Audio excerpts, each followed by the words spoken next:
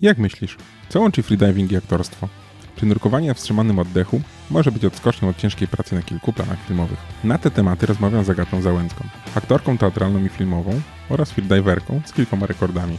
Agata uważa, że niepokój to nieunikniona część życia artysty, dlatego tak wiele ukojenia przynosi kontakt z wodą. Zapraszam do wysłuchania podcastu lub obejrzenia go na YouTube, gdzie dodatkowym gościem jest jej kot Gizmo. Podcast Spod wody. Rozmowy o nurkowaniu, sprzęcie i eventach nurkowych. Kieruj się pod wodę. Cześć Agata. Cześć. Gdzie ostatnio nurkowałaś? Ostatnio nurkowałam w Morzu Śródziemnym w Turcji, w Kasz.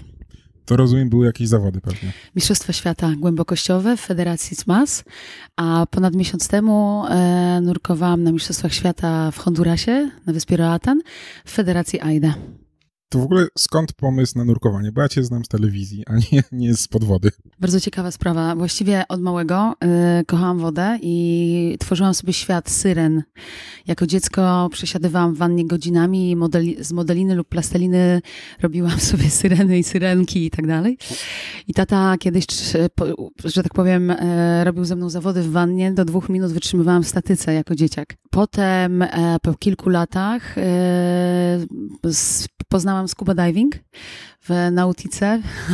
Pozdrawiamy Piotrka. Pozdrawiamy Nautikę w Sharm el Sheikh i tam przypadkiem trafiłam i potem wróciłam, zostałam 3 miesiące i zrobiłam wszystkie patenty do Dive Mastera.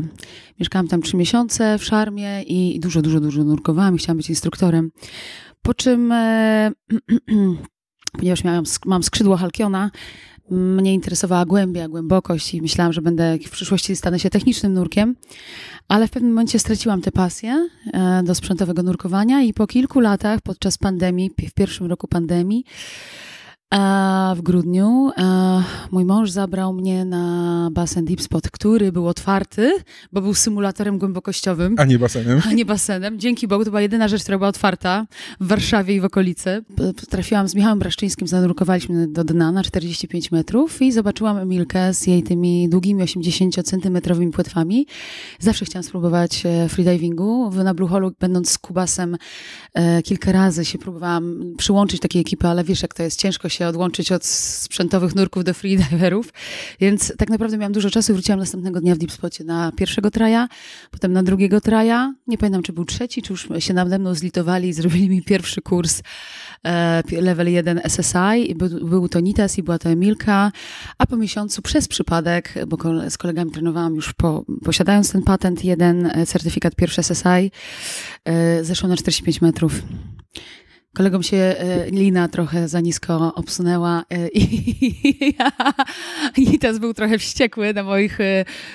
Ale ja wiedziałam, że ja to potrafię, pewnie bym nawet wcześniej zeszła, więc tak zeszłam bardzo szybko na dno tej tuby naszej deepspotowskiej. Tak w miesiąc, tak? W miesiąc. Okej, to rzuciłaś mi challenge w takim razie. Proszę cię bardzo. Nie, to nie są... Wiesz, freediving jest fajny, ale jak są zawody, to moim zdaniem już wtedy ego trochę zaciera ten fan. Dlatego zawody są zupełnie inną formą freedivingu niż taki sam freediving sam w sobie. Nam we freedivingu podoba się to, że nie trzeba tych butli targać przede wszystkim. No właśnie mnie też się to podoba, dlatego ten scuba diving już tak wytraciłam pasję do tego, z tego względu, że właśnie dużo tego sprzętu, że ja już nie miałam siły tego tarzyć, wiesz. A to jest taka wolność, więc... Ale jeden i drugi jest fantastyczny. Jedno i drugie nurkowanie jest fantastyczne, więc... Zgadza się. No dobra, ale tak od bicia freediverką do zawodów, to czasem to ludzie chyba latami robią, żeby startować w zawodach, a to tak mówię, raz, dwa poszło. No, bardzo poszło raz, dwa. Po 8 miesiącach uprawiania freedivingu w Deep Spot wygrałam pierwsze zawody w życiu i to był pierwszy Deep Spot Challenge. Pamiętam, że wtedy była Lidia i Szajka przyjechały, jeszcze parę osób i to było dla mnie ogromne zaskoczenie, bo to było akurat, wydarzyło się w mojej urodziny 39. No i później oczywiście były zawody, zapraszano mnie na Mistrzostwa Polski na hańcze, ale nie dałam rady, ponieważ miałam zobowiązania. A potem się pojawiłam w Łodzi na Mistrzostwach Polski, Deep Spot Challenge 2. Teraz Mistrzostwa Świata, teraz zostałam powołana do kadry polskiej i miałam to szczęście, że byłam w grupie fajnych ludzi i pierwsze Mistrzostwa Świata, na przykład w Hondurasie, były niesamowitym sukcesem, się zakończyły dla mnie, więc to były moje pierwsze głębokościowe, takie na otwartym akwenie zawody. I to generalnie mówimy o pływaniu na głębokość, tak? Czy statyka, dynamika też wchodzi w grę u ciebie? Tak, dynamikę bardzo lubię. Na Mistrzostwach Polski teraz wygrałam srebro i złoto. Brąz, przepraszam, Magda Solitylanda, przepraszam. Ja w ogóle byłam bardzo zdziwiona, bo naprawdę nie czułam się gotowa na dynamikę, ale bardzo lubię dynamikę. Ona mi pomaga w głębokości, ona mi pomaga w CO2. Dynamika jest świetna, więc my się czasami spotykamy na Warszawiance z kolegami, tudzież na basenie Trojdena i trenujemy. Więc, kiedyś statykę lubiłam, ale ostatnio na tych zawodach właśnie Mistrzostwach Polski ta statyka, chciałam ją odbębnić po prostu. Natomiast muszę się do niej inaczej przygotować i to jest możliwe. Tu troszeczkę muszę zwolnić moją hyperenergię do statyki, ale no, każda forma freedivingu jest, powiedzmy, wzbogaca nas, więc... Tak się zastanawiam, czy taki freediving nie wpływa na twoją, nie wiem, powiedzmy pracę zawodową, nie wiem, jakieś barotraumy ucha, problemy z gardłem, zimna woda, ciepła woda, a potem musisz iść zagrać na przykład w serialu. Czy to nie przeszkadza? No tak, rzeczywiście miałam kontuzję ucha i teraz też lekką mam po mistrzostwach w Kasz. I troszkę to przeszkadza w zawodowych sprawach, ponieważ jeżeli jest koło mnie większy hałas, to mnie to drażni. Więc ja muszę się w jakiś sposób zabezpieczać. Poza tym nurkując muszę zakrywać uszy później już na życie, dbać o nie bardziej. Ale jest dużo więcej plusów niż minusów, które wpływają. Freediving na przykład fantastycznie wpływa na pracę przepony w aktorstwie i aktorstwo wpływa fantastycznie na pracę przepony we freedivingu. Ja się stałam bardziej spokojną osobą uprawiając ten sport, więc możesz sobie wyobrazić. Mam lepszą też koncentrację. Niektórzy się śmieją, że to jest, że pamięć ma się krótszą, ale nie. Ja dużo się uczę tekstów i nie wpływa to źle na moją pamięć, więc dużo łykam tych tekstów, czasem po 25 stron dziennie, więc głowa pracuje. Freediving jest fantastycznie wyciszający i odbodźcowujący. Na przykład jeżeli przebywasz w dużej ilości osób i każdy ma jakąś energię swoją i jakąś dynamikę i zbierasz dużo informacji również z internetu, no to naprawdę można czasami oszaleć. Więc zejście pod wodę, wyciszenie się na te 1,5 godziny, odłożenie telefonu do szafki i pobycie ze sobą samym jest niesamowicie kojące. Dla mnie, ja to tak nazywam, że to jest najlepsza psychoterapia i najszybsza. Najszybsza, najbardziej intensywna psychoterapia, bo jesteś ze sobą i musisz być w zgodzie ze sobą. Nie musisz, ale fajnie byłoby, gdybyś był i generalnie czujesz siebie, stajesz się swoim przyjacielem pod wodą. Ja tak się poczułam. Czyli po takim całym dniu nagrań, albo nie wiem, tygodniu nagrań, hop do wody, nie? No, bardzo często po planie zdjęciowym albo z teatru wracając, jak jeszcze był otwarty basen, biegłam do Deep Spota. Teraz przed mistrzostwami w Kasz miałam bardzo intensywny okres. Miałam 3 tygodnie nagrań codziennie lub spektakli. Codziennie była praca. I powiem ci, że naprawdę nie wiem, jak ja to robiłam, ale wiesz, wpadałam Nieraz mówiłam moim kolegom buddy, że słuchajcie, dzisiaj bądźcie na mnie uważni, bo jestem dzisiaj strasznie słaba, ale po prostu robiłam super treningi, tak, na tym zmęczeniu. Więc aczkolwiek uważam, że nie ma co pędzić już. Czas wychillować, odpocząć? Tak, uważam, że wiesz, to był taki napięty czas i naprawdę miałam bardzo mało czasu na przygotowanie się do Kasz, ale powiem szczerze, że no, fajnie jest uciec pod wodę i tam się schować, więc polecam wam, żebyście popróbowali. Będziemy próbować, bo ja też jestem taki energetyczny i spodobało mi się właśnie, jak oglądałem zawodników przed zawodami właśnie w Łodzi, że wszyscy sobie leżą, śpią, odpoczywają. Mówię, to są chyba zawody dla mnie. No, a chociaż zawody, wiesz, wiążą się z pewnym dość sporym stresem i szybszym biciem serca, ale tak, to jest umiejętność... Trzeba umieć na tym zapanować jakoś, tak? Dokładnie, no. To się pewnie przyda i w pracy również, w stresowych sytuacjach, tak? Wziąć głęboki oddech. A powiedz mi, coś tobie najbardziej się podoba w tym freedivingu? No bo rozumiem, scuba diving gdzieś sobie poszedł na bok, bo te butle są ciężkie i ten sprzęt to wszystko, a we freedivingu co jest dla ciebie najfajniejsze? Wiesz co? Ja jestem mega zdziwiona, jak mój organizm działa i pracuje i najbardziej mi się podoba to, że złapałam ze sobą super połączenie. Nawet będąc na zawodach nie mówię, że walczę ze sobą, tylko ze sobą współpracuję. Moja głowa, moje ciało, moja dusza są ze sobą tak zsynchronizowane, wiesz? I to mi się mega podoba, że muszę czuć najlepsze nurki mam wtedy, kiedy czuję się blisko siebie, tak? A piękne jest to, że czujesz taką wolność, że ja się czuję, jakbym frunęła, jakbym latała pod tą wodą. Właściwie nie jestem pod wodą, tylko latała. Uwielbiam to, uwielbiam dźwięk wody, uwielbiam szum morza, bo ma taki swój wir specyficzny. Deep Spot też ma wir, słyszę go, ale w morzu jest taki jeszcze inny fajny dźwięk. Uwielbiam, lubię te zmiany ciśnień. Już się trochę uzależniłam od kompresji płuc. Wszystko mi się tam kompresuje. Lubię ten uścisk morza. No i lubię ten taki, taką wolność, odnajduję pod wodą.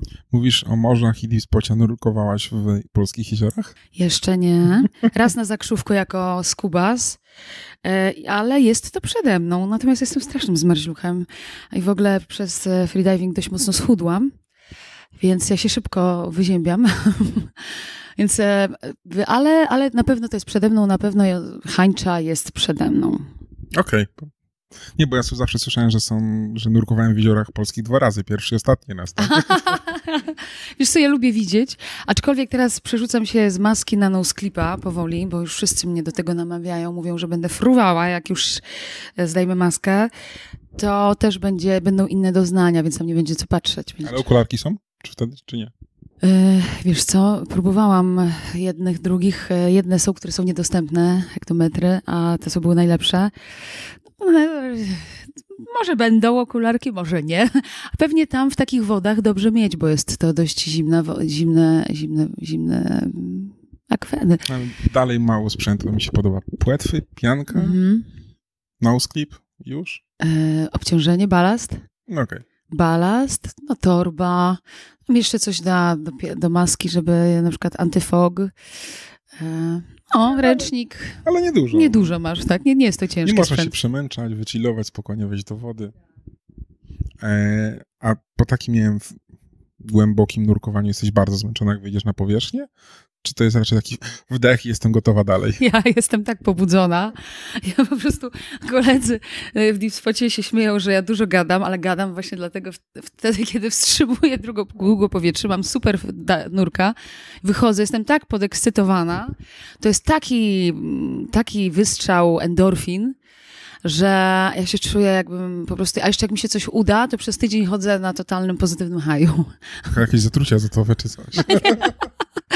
Nie wiem, ja robię dość ciężkie treningi, wiesz, dość intensywne. Na przykład jak się przygotowałam do Kasz, do Turcji, to robiłam po 5 nurków na 45 metrów i zaczynałam zamiast rozgrzewki, od razu waliłam, że tak powiem, CNF na 45 metrów, odczekałam, potem zrobiłam 45 metrów płetwy, przerwa powierzchniowa, 45 metrów free immersion, przerwa powierzchniowa, potem znowu płetwy, przerwa powierzchniowa i kończyłam CNF-em. To były dość intensywne treningi, ale ja mam coś takiego, że ponieważ z racji tego, że byłam kiedyś tancerką zawodową, przyzwyczajona jestem do ciężkich treningów, ciężkiej pracy, wiele krwi i potu zostawiłam na deskach scenicznych i ja na przykład lubię się zmęczyć. I nie jest to takie łatwe, żebym się zmęczyła. No to tak, zwłaszcza cały dzień nagrań, potem jeszcze kilka głębokich nurków. No i wtedy czujesz, że żyjesz, tak? Teraz wtedy żyjesz po takich nagraniach. Po pracy biurowej tak człowiek marzy, skopałby ogródek.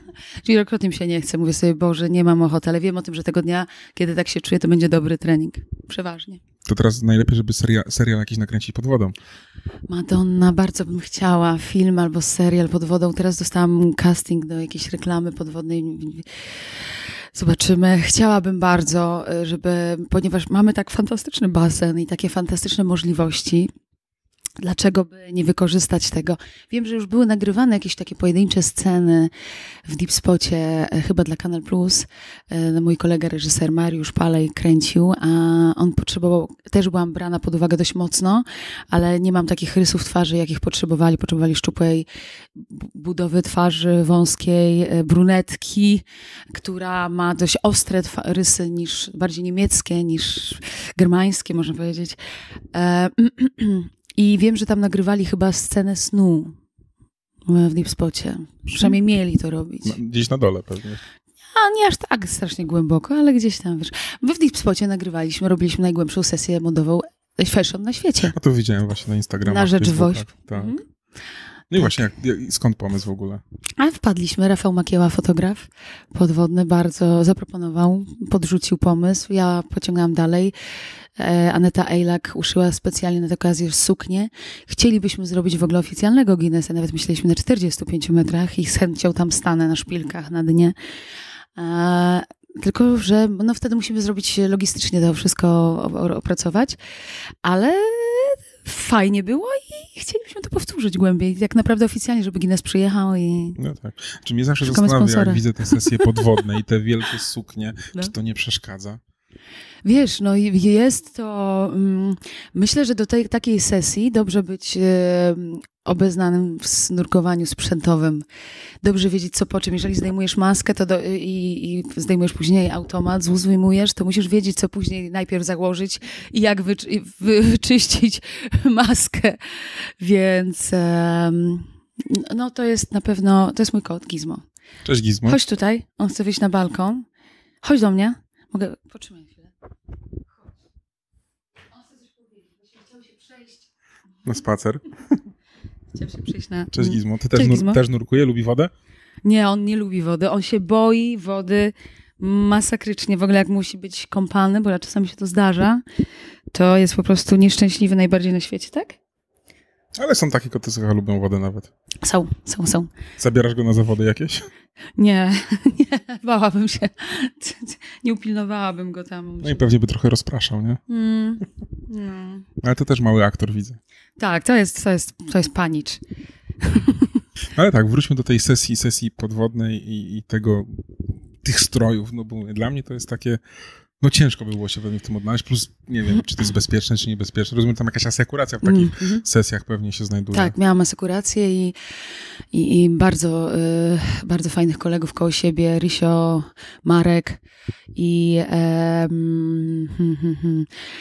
no musisz być też dociążony pod tą suknią, więc jakby się coś działo, to nie możesz wystrzelić do góry. Polegasz na kolegach. No, więc to nie było łatwe, aczkolwiek ja lubię, wiesz, lubię takie rzeczy, lubię z tymi sukniami, jak one te woale się tam wiją, wiesz, i tak dalej. To... Długo taka sesja trwa, bo rozumiem, to jest kilkanaście prób, czy po prostu wchodzisz, pyk, foto? 2 dni robiliśmy, okay. Spaliśmy w Deep Spocie, 2 dni to kręciliśmy, tak. Były jeszcze próby światła, więc chłopaki, naprawdę, to było niesamowite przedsięwzięcie, pozdrowienia dla Rafała Makieły, który naprawdę fantastycznie to przygotował i dla wszystkich kolegów, którzy brali w tym udział, bo to był zespół i koleżanka od make-upu, Aneta Ejlak, projektantka, która uszyła specjalnie na tę okazję suknię, którą później wylicytowała pewna dziewczyna z Warszawy, która wykorzystała tę suknię na ślub. O, super. Okazało się, że ta suknia była tak idealnie na nią uszyta, że była przeszczęśliwa, tak? Zdjęcie się też sprzedało na aukcji dla Wielkiej Orkiestry w TVN-ie podczas programu Pytanie na śniadanie. Dzień dobry TVN, przepraszam. Wiedziałam, że zaraz powiem jakiś... No i tak, no ja lubię takie rzeczy i dobrze się czuję, lubię challenge i lubię wyzwania, więc kocham podwodne sesje, więc jak coś to call me. A masz jakiś challenge? Gdzieś chłodzić coś po głowie? Jakieś nowe wyzwanie? Challenge jakiś? Tak. Muszę się nauczyć Małfila. Nie wiem, czy wiecie, co to jest. Mieliśmy z Tomkiem Nitką odcinek o tym. Okej. Kompletnie tego jeszcze nie robię. Robię hands-free, do 62 metrów w masce zeszłam, ale wiem, że przede mną jest duży challenge w nauce Małfila, dlatego że po pierwsze, mnie się to bardzo przyda, żeby pójść głębiej. Koledzy uważają, niedawno rozmawiałam z Davidem Mellor, bardzo fajny freediver, instruktor, on uważa, że będę schodziła na 100 metrów z tymi moimi predyspozycjami, jak się nauczę Małfila. Ale Małfila dla osoby hands-free jest bardzo trudno się nauczyć. Nawet to Andrea Zuccari potwierdził, że to jest tak, że w Małfilu pewnie pracują pewna dół języka i pewne mięśnie inaczej się układają zupełnie odwrotnie niż w hands-free. Więc ja muszę zrobić tak naprawdę nie 2, a 3 kroki do tyłu, żeby zrobić 4 do przodu. Uczyć się tego, co umiesz. No, muszę się oduczyć tego, co umiem i to będzie challenge.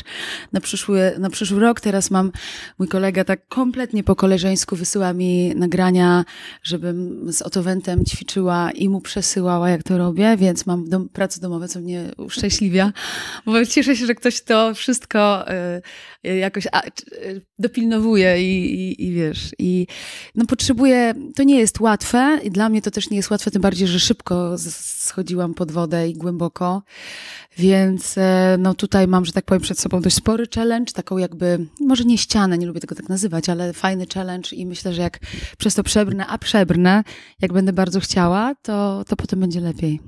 No to co, mi zostaje życzyć tobie tego sukcesu. Rany, dziękuję i nie dziękuję. Trzymajcie kciuki. Będę trzymał kciuki, mam nadzieję do zobaczenia na jakichś kolejnych zawodach. Tak, podejrzewam, że pewnie będzie Barburka w grudniu, a chyba Deep Spot Challenge będzie w lutym. No i na pewno pojadę na kilka pucharów świata do Sharm el Sheikh na głębokościowe, bo tak zamierzam się, że tak powiem, przyłożyć do głębokości. Deep Spot jest już dla mnie za płytki. Za płytki. Niestety. Wiesz, ja już wchodzę na basen i no tak. długa od razu, wiesz, bez przygotowania 45, więc... No to co, trzymamy kciuki, życzymy sukcesu. Trzymajcie, mam nadzieję, że jeszcze się zobaczymy, porozmawiamy jeszcze. Dzięki ci i do usłyszenia. Cześć. Dzięki bardzo, pozdrawiam. Dziękujemy za wysłuchanie odcinka. Każde odtworzenie, każde udostępnienie, polubienie czy komentarz to dla nas bardzo cenne wsparcie. A jeśli podoba Ci się nasza twórczość, możesz wesprzeć nas w serwisie Patronite. Mamy nadzieję, że zechcesz przyłączyć się do współtworzenia Spod Wody i dorzucić swoją cegiełkę do tego projektu.